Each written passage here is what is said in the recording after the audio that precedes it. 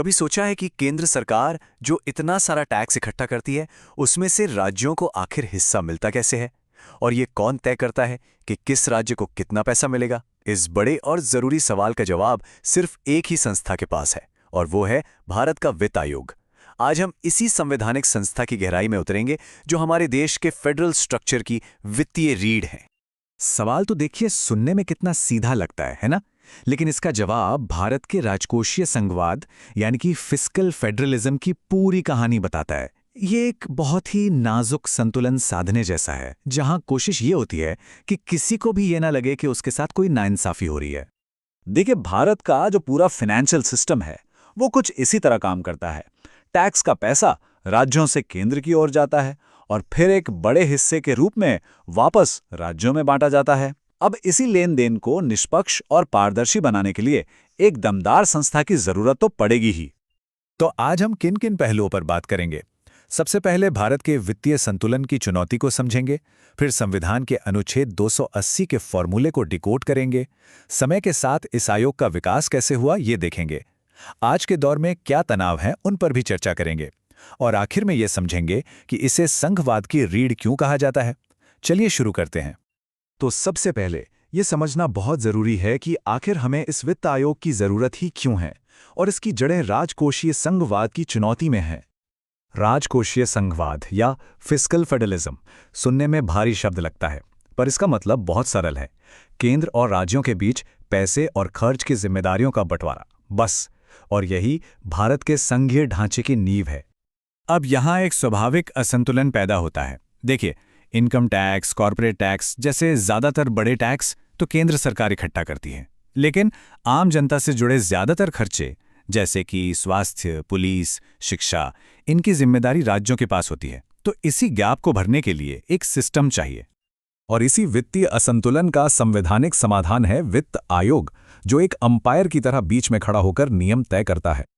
एक बात हमें बिल्कुल साफ साफ समझ लेनी चाहिए कि वित्त आयोग कोई साधारण सरकारी कमेटी नहीं है। इसे अपनी शक्ति, अपनी पावर सीधे भारत के संविधान से मिलती है, खास तौर पर आर्टिकल 280 से। और यही आर्टिकल इसे एक बेहद शक्तिशाली और स्वतंत्र संवैधानिक संस्था बनाता है। तो ये काम कैसे करता है? देखिए, हर 5 साल में भारत के राष्ट्रपति एक नए वित्त आयोग का गठन करते हैं। इसमें एक चेयरमैन और 4 दूसरे सदस्य होते हैं। इनका सबसे बड़ा काम है केंद्र और राज्यों के बीच टैक्स के पैसे के बंटवारे पर सिफारिशें देना। और यहाँ एक बहुत दिलचस्प बात है, कानूनी तौर पर इसकी सिफारिशें सिर्फ सलाह होती हैं, सरकार पर बाध्यकारी नहीं। लेकिन भारत में परंपरा यह रही है कि केंद्र सरकार लगभग हमेशा इन सिफारिशों को मान लेती है, जो इसकी अहमियत को और बढ़ा देता है। अब आयोग के 4 मुख्य काम हैं। पहला, जिसे हम वर्टिकल डेवोल्यूशन कहते हैं, यानी ये तय करना कि केंद्र के कुल टैक्स कलेक्शन में से राज्यों को कुल कितना प्रतिशत हिस्सा मिलेगा। दूसरा, हॉरिजॉन्टल डेवोल्यूशन, मतलब राज्यों को जो हिस्सा मिला उसे अब सभी राज्यों के बीच आपस में कैसे बांटा जाएगा। तीसरा, ग्रांट्स एंड एड के सिद्धांत तय करना, मतलब किन राज्यों को अतिरिक्त मदद की जरूरत है। और चौथा, पंचायतों और नगरपालिकाओं जैसे हमारे स्थानीय निकायों को मजबूत करने के उपाय सुझाना। इस पर एक नजर डालते हैं। जो 15वां वित्त आयोग था, उसने सिफारिश की कि केंद्र के टैक्स पूल का 41% हिस्सा राज्यों को दिया जाना चाहिए। अब आप सोचेंगे कि ये पहले तो 42% था। बिल्कुल सही, लेकिन जब जम्मू कश्मीर और लद्दाख को केंद्र शासित प्रदेश बनाया गया तो उसके लिए 1% का समायोजन किया गया। अब सबसे बड़ा सवाल, ये 41% पैसा राज्यों में आपस में कैसे बांटा जाता है? इसके लिए एक बहुत ही वैज्ञानिक फॉर्मूला है। देखिए, सबसे ज्यादा वजन 45% आय के अंतर यानी इनकम डिस्टेंस को दिया गया है। इसका मतलब यह है कि जो राज्य आर्थिक रूप से पिछड़े हैं उन्हें ज्यादा मदद मिलेगी। इसके बाद जनसंख्या और क्षेत्रफल का भी ध्यान रखा गया है। और एक अच्छी बात यह है कि जनसांख्यिकीय प्रदर्शन जैसे नए मानदंडों को भी जगह मिली है। मतलब जो राज्य जनसंख्या नियंत्रण पर अच्छा काम कर रहे हैं उन्हें एक तरह से इनाम मिलता है। वित्त आयोग कोई आज की संस्था नहीं है। आजादी के ठीक बाद से ये लगातार देश के साथ साथ विकसित हुई है। चलिए इसके सफर पर एक नजर डालते हैं। इसकी शुरुआत 1951 में हुई थी, जब केसी नियोगी की अध्यक्षता में पहले आयोग ने बंटवारे के बुनियादी सिद्धांत बनाए। तब से लेकर 15वें आयोग तक, जिसने जीएसटी जैसी नई टैक्स व्यवस्था की चुनौतियों को संभाला, और अब अरविंद पनगड़िया की अध्यक्षता वाले 16वें आयोग तक, जो भविष्य की आर्थिक जरूरतों के लिए सिफारिशें देगा, हर आयोग ने वक्त के साथ खुद को ढाला है। लेकिन सब कुछ इतना सीधा और सरल नहीं है। कुछ ऐसे मुद्दे भी हैं, कुछ ऐसी बहसें हैं जो वित्त आयोग की भूमिका को और भी चुनौतीपूर्ण बना देती हैं।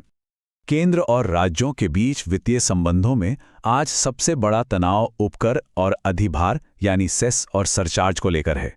राज्यों का तर्क यह है कि केंद्र इन टैक्सों को उस मेन पूल से बाहर रखता है जिसे बांटा जाना है। इससे राज्यों को मिलने वाला हिस्सा कम हो जाता है। वहीं केंद्र का कहना है कि ये टैक्स खास राष्ट्रीय मकसदों के लिए हैं और संविधान इसकी इजाज़त देता है। और ये कोई छोटी मोटी रकम नहीं है। आप अंदाजा लगाइए, कुछ सालों में तो केंद्र के कुल टैक्स रेवेन्यू का 28% तक उपकर और अधिभार से आया है। और ये वो पैसा है जो राज्यों के साथ साझा नहीं किया जाता। ये वाकई एक बहुत बड़ी चुनौती है। सेस और सरचार्ज के अलावा भी कई चुनौतियां हैं। जीएसटी मुआवजे का मुद्दा है। दक्षिण के विकसित और उत्तर के विकासशील राज्यों के बीच एक आर्थिक खाई बढ़ रही है और कहीं न कहीं केंद्र और राज्यों के बीच विश्वास में भी कमी आई है। इन सभी मुश्किल सवालों से वित्त आयोग को निपटना पड़ता है। ये एक आंकड़ा देखिए जो इस क्षेत्रीय असमानता की बहस को एकदम साफ कर देता है। तमिलनाडु जैसे विकसित राज्यों को लगता है कि वो टैक्स में जितना योगदान देते हैं उसकी तुलना में उन्हें बहुत कम वापस मिलता है। वहीं बिहार जैसे राज्यों को विकास के लिए ज़्यादा मदद की ज़रूरत होती है। इसी संतुलन को साधना ही वित्त आयोग का सबसे मुश्किल और सबसे ज़रूरी काम है। तो इन सभी चुनौतियों और बहसों के बावजूद आखिर क्यों वित्त आयोग भारतीय संघवाद के लिए इतना ज़रूरी है? चलिए इसे समझते हैं। सबसे महत्वपूर्ण बात यह है कि वित्त आयोग सिर्फ एक अकाउंटेंट नहीं है जो हिसाब किताब करता है। नहीं, ये एक बैलेंसिंग व्हील की तरह है, एक संतुलन चक्र जो केंद्र और राज्यों की विशाल मशीनरी के बीच वित्तीय संतुलन बनाए रखता है ताकि देश की गाड़ी सही से चलती रहे। तो संक्षेप में कहें तो ये राज्यों के बीच वित्तीय समानता लाने की कोशिश करता है। ये कोऑपरेटिव फेडरलिज्म यानी सहकारी संघवाद को मजबूत करता है और सबसे जरूरी ये सुनिश्चित करता है कि राज्यों के पास अपने नागरिकों को शिक्षा और स्वास्थ्य जैसी जरूरी सेवाएं देने के लिए पैसा हो। और आखिर में एक सवाल जिस पर हम सबको सोचना चाहिए। जैसे जैसे भारत की अर्थव्यवस्था और राजनीति बदलेगी, केंद्र और राज्यों के बीच इस नाजुक संतुलन को बनाए रखने के लिए वित्त आयोग को भविष्य में और क्या नए कदम उठाने होंगे? इस सवाल का जवाब ही भारत के संघीय ढांचे का भविष्य तय करेगा।